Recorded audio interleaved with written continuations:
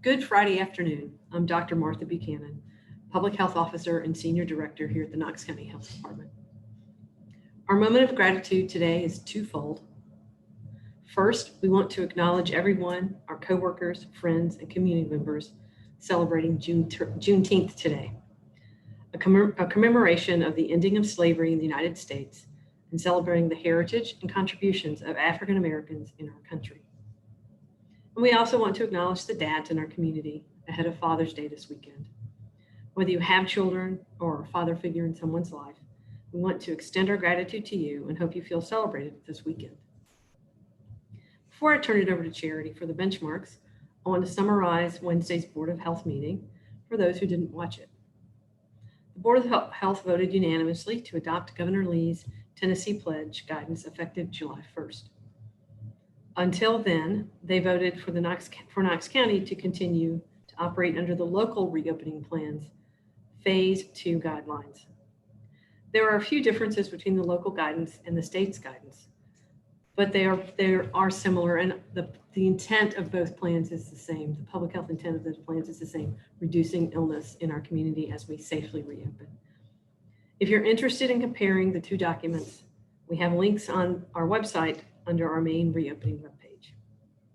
In regard to the local benchmarks, the Board of Health voted to retain them, and it will be the Board of Health's decision on how they will utilize those benchmarks as our community moves through the reopening process. We continue to update these benchmarks weekly. We will continue to update these benchmarks weekly on our website. The Board of Health will meet every 2 weeks in a public format to review them as well. Additionally, information regarding their next meeting will be available next week. And now I'll turn it over to Charity.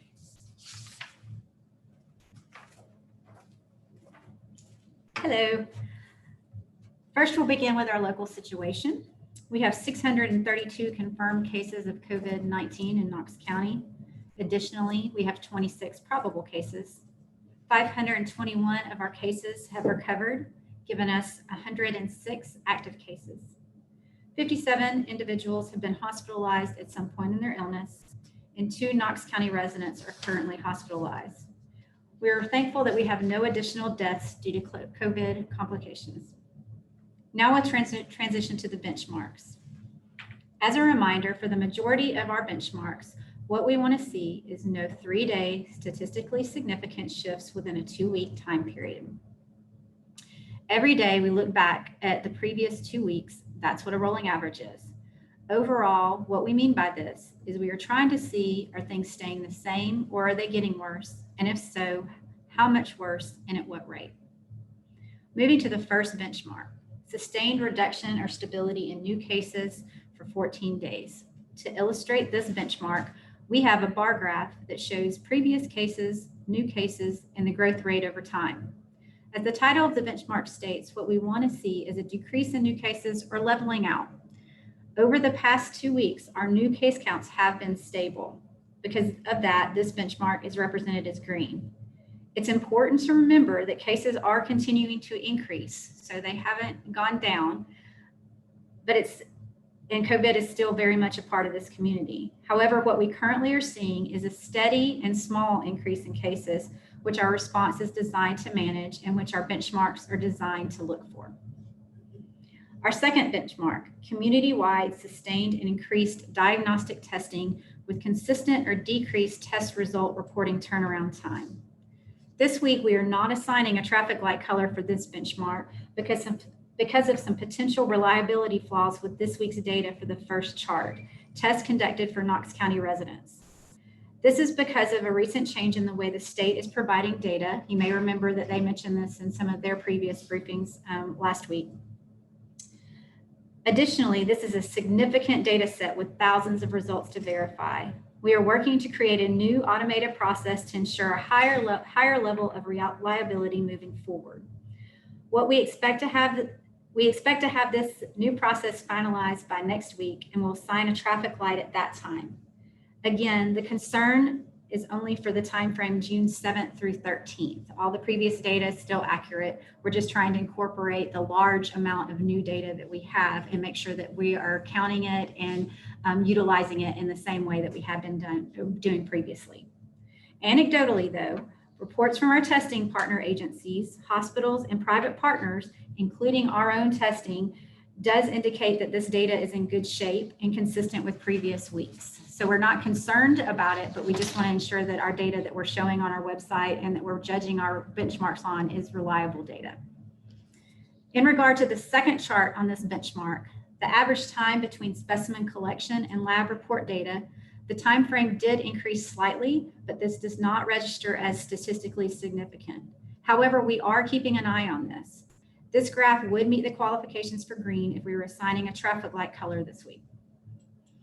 Our third benchmark, sustained or increased public health capability. For this benchmark, we aim to reach out to cases within 24 hours and close contacts within 48 hours. And to date, throughout this pandemic, we have accomplished that for all of our cases and contacts. And because of that, this benchmark continues to be represented as green. As a quick note, we did update the chart under this benchmark that details the individuals involved in the public health response to simply show the numbers of individuals currently involved in our epidemiology support team. We are working to restore some of our routine services that have been temporarily suspended so staff could focus on the response per our continuity of operations plan. This means we are now working to retool how we staff our epi support teams. To advance these efforts, we are also working with the Tennessee Department of Health on staffing alternatives to provide services for the response. More information is forthcoming on the local contact tracing capacity beyond our core epi support team. However, with all of that said, our current team is still able to contact cases and close contacts within the daily timeline of this benchmark.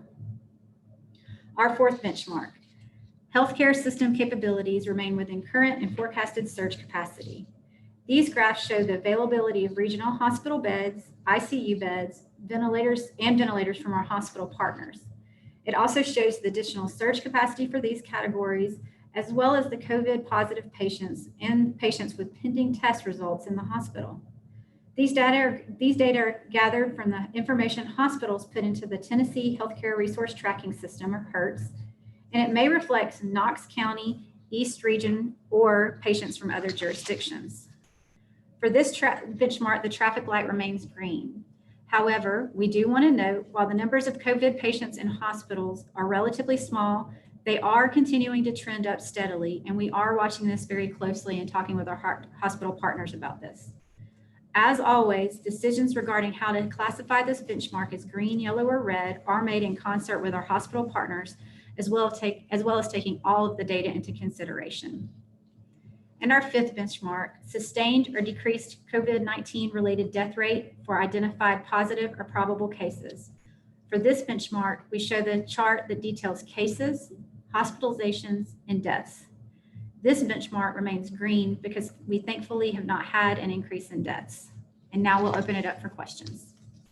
All right, please go ahead and submit your questions into the chat feature. And as a reminder, please type in your name and the media outlet in which you're affiliated with. Switch over our screen here. Okay. Thank you for your all's patience as I get up to date here tech-wise. All right, so first questions that came in is from Paul with WBIR. Let's see, this one is, you told the Board of Health that the hospital benchmarks are regional. What other counties does that include? Yeah, I'll let Charity do that. Sorry about that. That's Knoxville and the 16 county region that surrounds us. So I will not be able to get them all. I think it's like the 7 dwarfs, and I always miss one. But it goes all the way up to the Kentucky border. It goes to Roane County and Morgan County, goes south to Monroe County, and then goes east to Campbell County area, and that circle around us. His follow-up question is, Sevier County has reported 8 new hospitalizations since June 4th and continues to see a rise in cases. Does that rise concern you, being a neighboring county? Oh, of course. And again, like we said, we are seeing an increase in hospitalizations and are watching that very closely. And again, it reiterates that this virus is still very much present in our community and that we need to still follow the 5 core actions throughout to try to protect our neighbors so they don't end up hospitalized. From Megan with WVLT, Dr. Fauci recently stated that football may not happen despite the NCAA releasing plans for the upcoming season to proceed. Will the health department have a hand in helping officials at the University of Tennessee make a plan for allowing fans to gather inside large venues like Neyland Stadium or Thompson Bowling Arena safely? I think that we work very closely with our partners at the University of Tennessee. We talk to them all the time, and they can come to us with questions. We also always recommend that they follow the state and federal guidance and their other regulatory guidance for that. So I think that those communications and conversations will happen as we move forward throughout the summer. From Paul with WBIR, what are the biggest changes between the Tennessee Pledge and Phase 2 that are not mask related? Dr. Buchanan will come up here.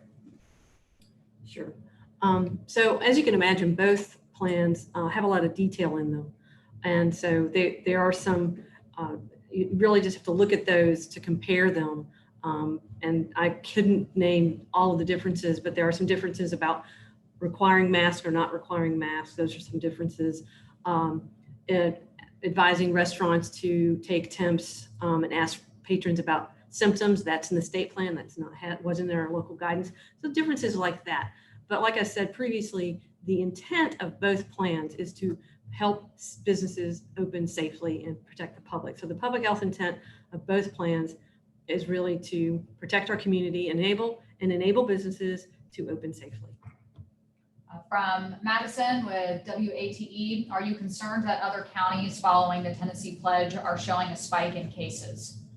I think we see changes in across the state in the number of cases that are happening. And remember, only 6 counties are following. There are 6 counties that are allowed to have different plans. Nashville and Davidson County and Shelby County have their own plans. So it's not just in places where the Tennessee Pledge is being followed, where cases have increased. So it's not limited to those counties. It's occurring across the state in different places. From Paul with WBIR, is there a concern that Knox County hospitals may be burdened by cases from other counties, handicapping our capacity to treat Knox County residents? We do look at that. So when we report our daily numbers of hospitalizations for Knox County residents, that is just Knox County residents. But when we talk with the benchmarks, that data is regional hospitalizations. So that's all patients, whether they live in Knox County or they live in any other county, they're in any of those 19 hospitals in those 16 counties. So it's included in what we're talking about and analyzing every week. From Madison with WATE, will restaurants required to take guest temperatures be provided with the tools to do so? So restaurants will need to look at the guidance and make those business decisions on how they're going to accomplish that internally. From Paul with WBIR, how many business complaints have you received to date? And we can look up that number for you and get that out via email after the briefing. And does it concern you that the Tennessee Pledge has no method of enforcement? Well, honestly, as we've talked about before, the tools that we have are limited with enforcement. Really, the tool that we have, the main tool that we have is education, informing the business owners and the restaurant owners and others what the guidelines are and providing them guidance on how they can accomplish that. The other tool we have is people wanting to do the right thing. And that stays in place no matter whose guidance we're following. So neither plan had any actually enforceable violations or fines associated with it, but really relied on people to understand it, use it, and do the right thing. From Megan with WBLT, a recent iOS update included a feature called COVID-19 exposure logging. Is Knox County Health Department working with cell phone companies to utilize this new technology? We currently are not. From Madison with WATE, what process changes are expected for some businesses in the adoption of the Tennessee Pledge? I encourage you to read both plans and to see what those process changes are. From Paul with WBIR, Memphis is implementing fines for people who do not wear masks in public because health leaders say not enough people are wearing them. Would Knox County ever consider that? That's something for the Board of Health to take under consideration. From Scott with Compass, does Knox County retain the ability to opt out of particular aspects of the Tennessee Pledge? For example, can Knox County still place different standards for gatherings? That's again a question for the board to decide if they so choose. From Paul with WBIR, has the health department or county been threatened with lawsuits for your reopening plan? I'm not aware of any. That's a question for the law office. From Brian Hornback, what are the terms of the members of the Board of Health?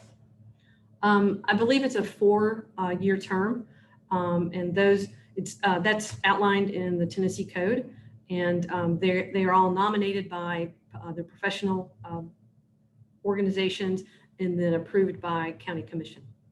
His follow-up questions are the members' terms on rotating basis, who appoints them, and when is the next appointment period, which would also be in that Tennessee Code as well. Yes. From Paul with WBIR, how many contact tracers do you have, and are you concerned about needing more, and do you need the money to fund them? So what we're working on right now is we have 30, I believe it's 38 on our website that's working for our response right now, which are more than enough. One of the things that we were talking about that I mentioned with forthcoming information, but I can give you a little preview. Tennessee Department of Health is moving towards a centralized daily monitoring process for cases and contacts. And we will be participating in that, and we'll be actively moving into that over the week. So we will still do the initial investigation and contact tracing, but it does move all of the daily calls that we're making to check in and get statuses on folks to a more centralized format, and then they report back to us to follow up with any issues or concerns. So that's going to take a large burden off of our staff who've been doing all of that right now. We have some other irons in the fire, so to speak, that we're working on to bring additional team members on board to help support investigation and contact tracing efforts. We just haven't gotten those to a finalized point yet. We'll talk about them when we can. But I will say that overall, our team that we have right now is more than sufficient to respond to our current caseload as it stands now, and that's even with the daily monitoring. From Madison with WATE, how does implementing the Tennessee Pledge impact Knox County Schools reopening plan? And if so, how? Actually, I don't believe it does. I believe schools are falling under the Department of Education and following their guidance. Also from Madison with WATE, what are the next steps in implementing the Tennessee Pledge? Does the Board of Health report the choice to adopt the Tennessee Pledge to the Economic Recovery Group? I don't know. There's no reporting requirement to the Economic Recovery Group. The next steps really are to what we'll be doing over the next couple of weeks is doing our best to figure out how we are able to support businesses as they make that transition. From Vincent with the Sentinel, what specifically in your interpretation of the law transfers authority to make decisions to the Board of Health over to the director of the Knox County Health Department? That appears to be a departure from the KCHD pandemic plan and the statewide pandemic plan. It's a great question for our law office, as that's their area of expertise. From Scott with Compass, what has been the reaction of businesses to the switch of the Tennessee Pledge? I haven't heard anything. Some of our staff may, probably mixed, but I haven't heard anything specific. His follow-up question is, what are your plans to inform businesses of the change? So we'll be pushing information out through our listserv, these press briefings, all the things that we've been doing through the whole time. The listserv won't be going away, we don't think.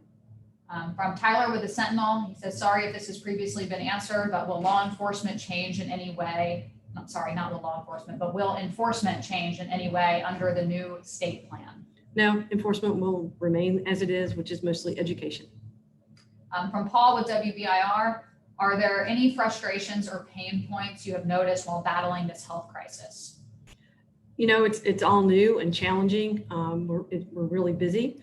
Time is one of those frustrations that I bet we all have from occasionally when things are really busy for us.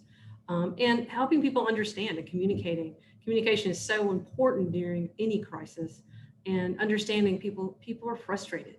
whether you own a business, whether you're somebody, a case or a contact, or you're just somebody who's trying to live their life right now, people are frustrated and sometimes confused. And so one of our challenges always is to get good information out there. And one of the reasons we have these press briefings is to try to answer those questions.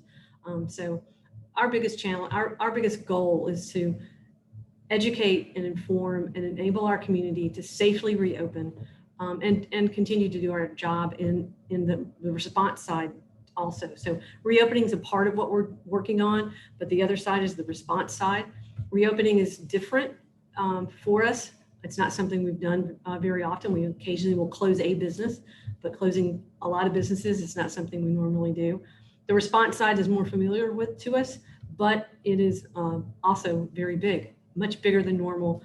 And so that's a stress on our staff and it's a stress on our community. From Brian Hornback, can members of the media request the letter that you shared with the board on Wednesday night? And will you send that to the media in a follow-up email? Sure. From Vincent with the Sentinel, will you direct your law office to answer the question I previously asked? I'm sorry, no. You can go directly to them. Any other questions? Please go ahead and type them into that chat feature now.